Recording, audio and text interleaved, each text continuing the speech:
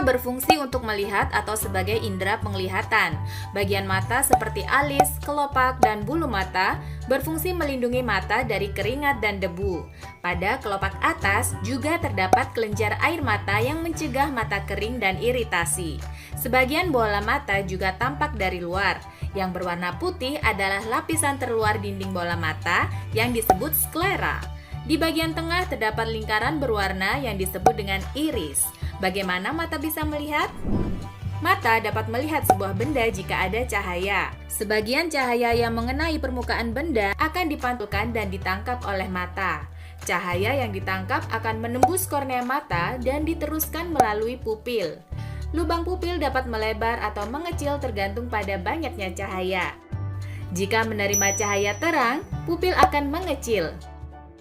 Sebaliknya, jika menerima cahaya redup, pupil akan melebar. Lubang pupil dapat berubah-ubah karena diatur oleh otot pada iris. Setelah melalui pupil, cahaya akan mengenai lensa mata dan dibiaskan.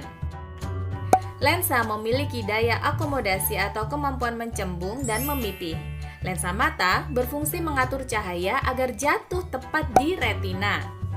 Rangsangan cahaya yang jatuh di retina kemudian dikirim ke otak melalui saraf. Otak akan mengolahnya agar mata kita dapat melihat benda.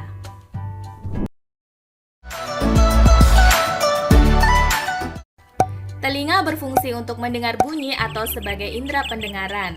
Gelombang bunyi ditangkap oleh daun telinga dan masuk ke lubang telinga serta saluran telinga. Gelombang kemudian menyebabkan getaran pada gendang telinga.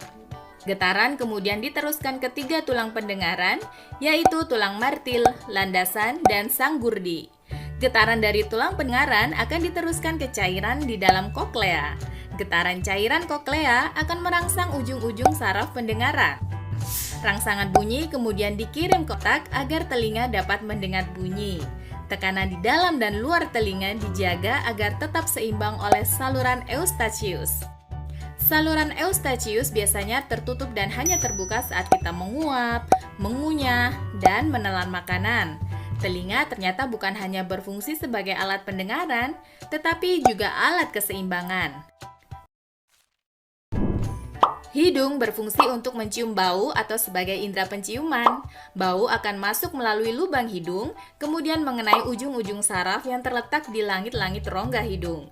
Rangsangan bau akan dikirim ke otak untuk diolah agar hidung kita dapat mencium bau. Lidah berfungsi untuk mengecap rasa atau sebagai indera pengecap.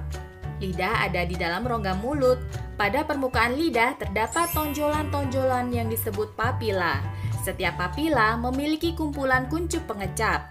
Di dalam kuncup pengecap terdapat ujung-ujung saraf yang dapat menerima rangsangan rasa makanan.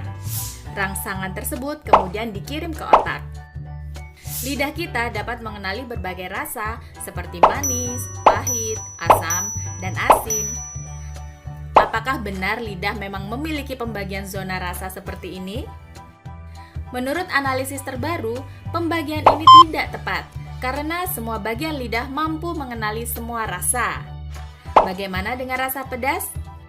Pedas bukan termasuk jenis rasa. Pedas adalah sensasi panas dan terbakar yang timbul karena lidah mengalami iritasi.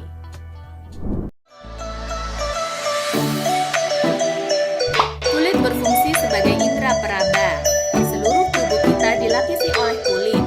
Kulit dapat mendeteksi adanya rangsangan panas, dingin, tekanan, dan sentuhan.